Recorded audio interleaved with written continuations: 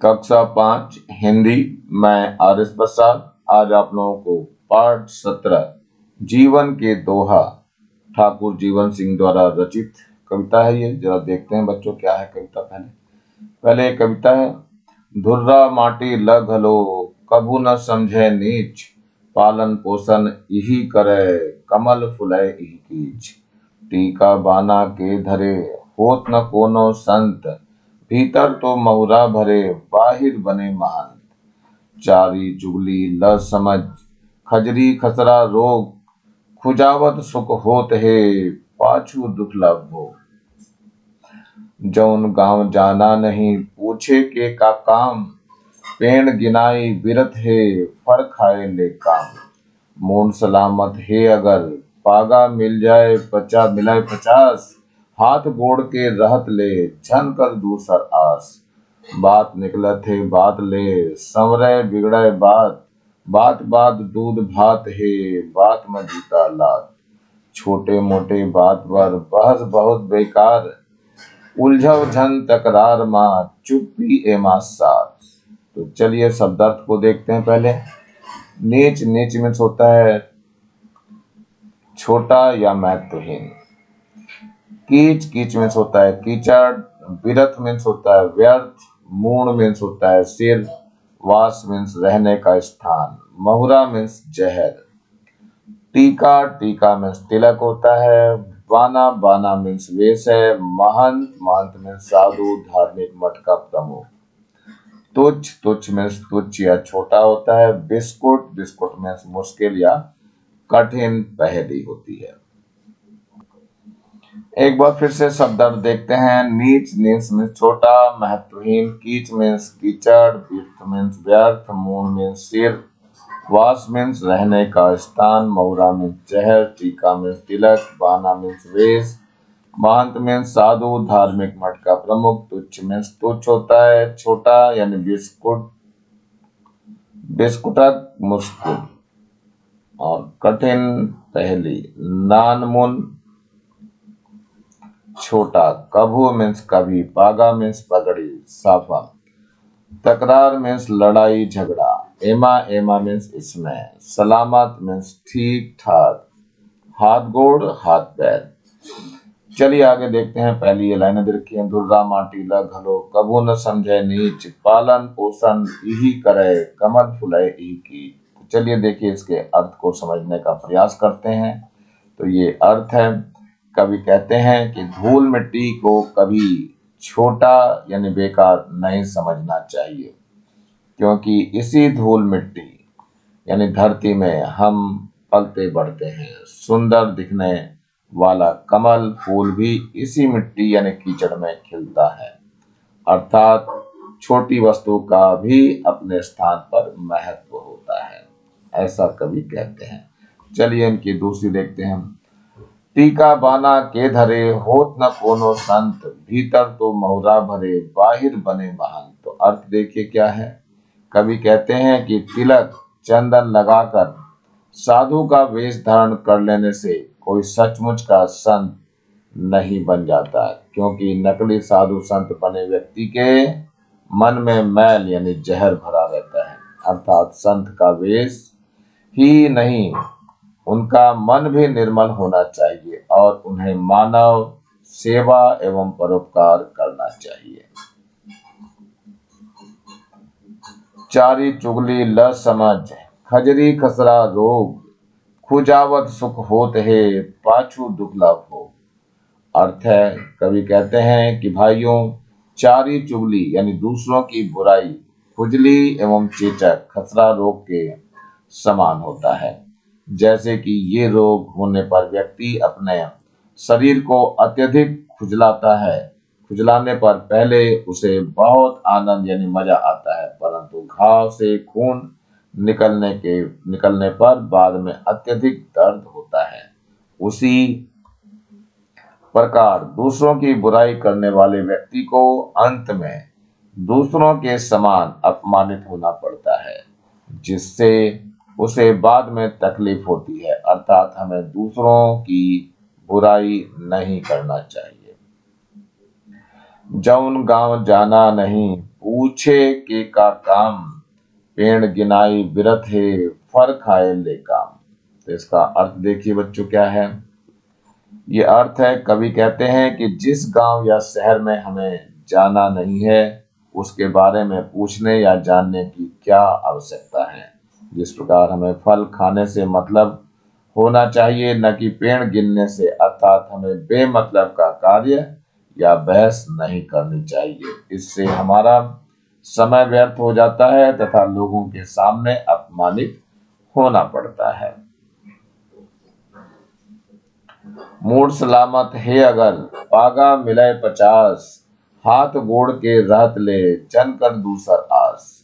अर्थ है इसका, कवि कहते हैं कि यदि आपका सिर सही सलामत सुरक्षित है तो इसके लिए कई पगड़ी टोपी मिल जाएंगे। जिस प्रकार आपके हाथ पैर ठीक ठाक हैं तो आपको दूसरे के ऊपर आश्रित नहीं रहना पड़ेगा, अर्थात व्यक्ति को आत्मनिर्भर होना चाहिए, उसे अपने कार्य स्वयं करना चाहिए।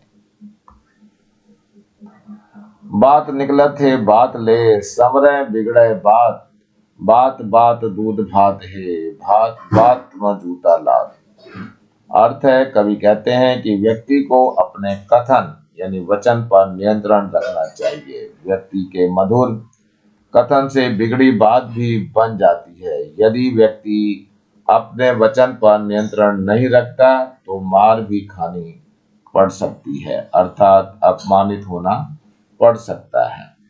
व्यक्ति अपने मधुर वचन से दूध भात अर्थात सम्मान प्राप्त करता है, उसे पुरस्कार भी प्राप्त होता है। जैसे कहा गया है, बातन हाथी पाइये, बातन हाथी पाँव। छोटे मोटे बात बर बहस बहुत बेकार, उलझव जन तकरार ना, चुप्पी एमा सार। तो अर्थ है इसमें, कवि कहते हैं कि व्यक्ति की छोटी मोटी बातों पर व्यर्थ ही बहस नहीं करना चाहिए। इससे लड़ाई झगड़ा होने का खतरा बना रहता है। इससे अच्छा तो यही है कि व्यक्ति को बहस करने की जगह मौन यानी चुप रहना चाहिए। मौन या चुप रहकर बहस को रोका जा सकता है। चलते हैं प्रश्नोत्तरों पे बच्चों। तो यह है, चारी चुगली काबर नहीं करना चाहिए। तो चारी चुगली क्यों नहीं करना चाहिए? तो उत्तर है बच्चों, चारी चुगली करे से पाछू दुबला भोगेला पड़थे, यानी चारू चुगली करने के बाद में दुख भोगना पड़ता है। अगला प्रश्न है, नान मुन कुछ बात बस बहस काबर नहीं करना चाहिए, यानी छोटी मोटी बात के लिए बहस क्यों नहीं करना चाहिए। तो उत्तर है, नान मुन कुछ बात बर बहस एकर सेती नहीं करना चाहिए, काबर की एकर ले तकरार होते और अशांति फैलते।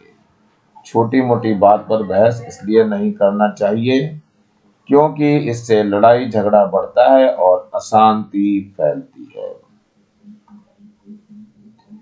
अगला प्रश्न है, छोटे और गरीब मन के काबर हिनमान नहीं करना चाहिए, यानी छोटे और गरीब व्यक्तियों का अनादर क्यों नहीं करना चाहिए। तो उत्तर है बच्चों, छोटे और गरीब मन के हिनमान एकर बर नहीं करना चाहिए, काबर की ओकर मन के घलो अपन जगह में महत्व होते।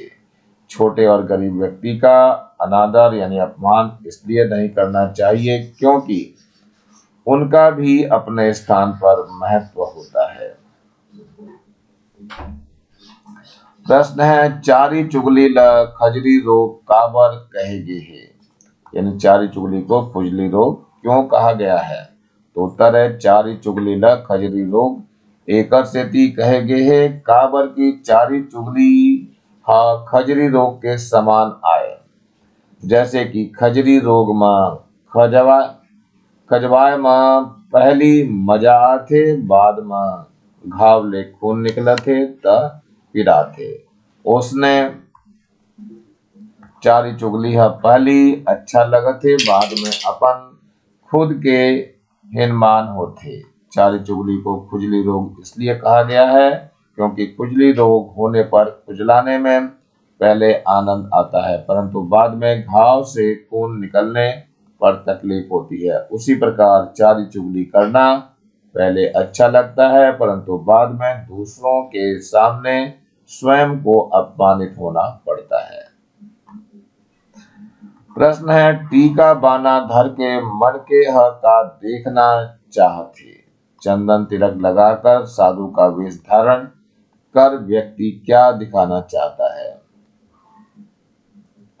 उत्तर है, टीका बाना ल धर के मन के ह अपन ल साधु संत बताना चाहते। चंदन तिलक लगाकर तथा साधु का वेश धारण कर व्यक्ति अपने आप को साधु बताना यानी सिद्ध करना चाहता है। अगला है प्रश्न, बहस करेले बने चुप रहना ही काबर। बहस करने से चुप रहना बेहतर अच्छा है, क्यों?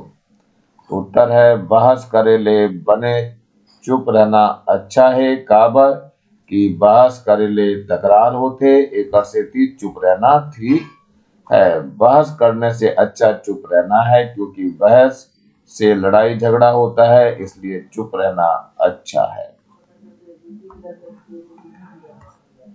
मूड सलामत रहे ले का मिलत है। सिर सुरक्षित रहने से क्या मिलता है? तो उत्तर है, मूड सलामत रहे ले कई टोपी पगड़ी मिल जाती है।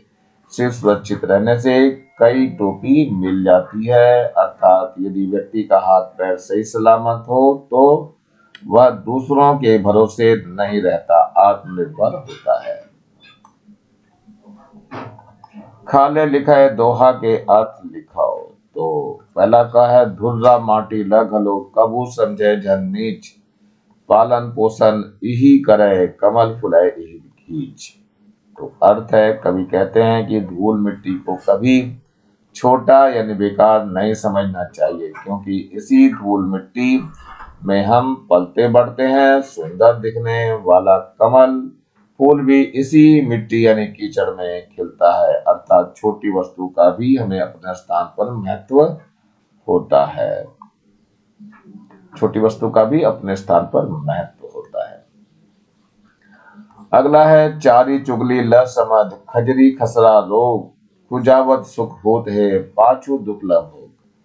अर्थ है, कवि कहते हैं कि भाइयों, चारा चुगली यानी दूसरों की बुराई खुजली एवं चेचक खसरा रोग के समान होता है। जैसे कि ये रोग होने पर व्यक्ति अपने शरीर को अत्यधिक खुजलाता है। खुजलाने पर पहले उसे बहुत आनंद यानी मजा आता है, परंतु घाव से खून निकलने के बाद में अत्यधिक दर्द होता है। उसी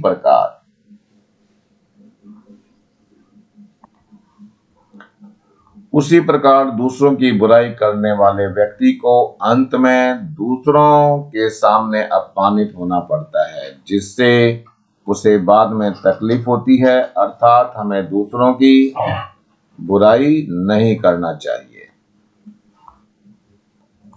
अगला है, मोड़ सलामत है अगर पागा मिले 50, हाथ गोड़ के रहत ले कर दूसर नहीं आस। अर्थ है, कवि कहते हैं कि यदि आपका सिर सही सलामत है यानी सुरक्षित है तो उसके लिए कई पगड़ी टोपी मिल जाएंगे। जिस प्रकार आपके हाथ पैर ठीक ठाक हैं तो आपको दूसरे के ऊपर आश्रित नहीं रहना पड़ेगा, अर्थात व्यक्ति को आत्मनिर्भर होना चाहिए, उसे अपने कार्य स्वयं करना चाहिए। यह अधूरा दोहा ल पूरा कराओ। तो चलिए देखते हैं बच्चों का है, टीका बाना के धरे। इसमें ये भरना है, होत न कोनो संत, भीतर तो महुरा भरे बाहिर बने मान। तो ये रेड से मैंने भर दिया है इसको। अगला है, ये जौन गांव जाना नहीं है, फिट इन द ब्लैंक्स है इसका। पूछे के का काम, पेड़ गिनाई विरत है, यहाँ पे आएगा फर खाए ले काम। तो ये आपकी पोयम से ही दिया हुआ है, इसी कविता से ही दिया गया है। चलिए, ओ दोहा ल छांट के लिखाओ। पहला है, जेन में फर खाए ले काम, पेड़ गिनने के का काम, हाना के प्रयोग खोएगे। तो उत्तर है जौन गांव जाना नहीं पूछे के का काम, पेड़ गिनाई बिरत है फर खाए ले काम। अगला है जेन मां मूण औ पागा के बात है। तो उत्तर है मूड सलामत है अगर पागा मिले 50, हाथ गोड़ के रहत ले कर नहीं दूसर आस। अगला है जेन म बात ले बात समारे बिगड़े की बात कहे है। तो उत्तर है इसका बात निकलत है बात ले समरे बिगड़े बात, बात बात दूध भात है बात में जूता लात। अगला है जेन में गरीब और अपन ले छोटे पद वाले मनखे के अपमान नहीं करना चाहिए केहे गेहे। तो उत्तर है धुर्रा माटी ला घलो कभू समझे ना नीच, पालन पोषण यही करे कमल फुलाए यही कीच। अगला है जेन में बात में दूध भात मिल सकत है और बात में जूता लात घलो मिल सकत है कहे गे है। तो उत्तर है बात निकलत है बात ले समरे बिगड़े जात, बात बात दूध भात है बात में जूता लात। चलिए ये उल्टा शब्द यानी विरोधी विलोम शब्द लेना है। तो पहला है सत असंत, सत असत। ऐसे दूसरा है सुख दुख, महुरा अमृत और बाहिर भीतर। ऐसी ख में देखो समान ध्वनि के शब्द दिखाओ। तो यह जैसे नीच कीच, इसमें है रोग भोग, काम नाम, बात लात, पानी रानी।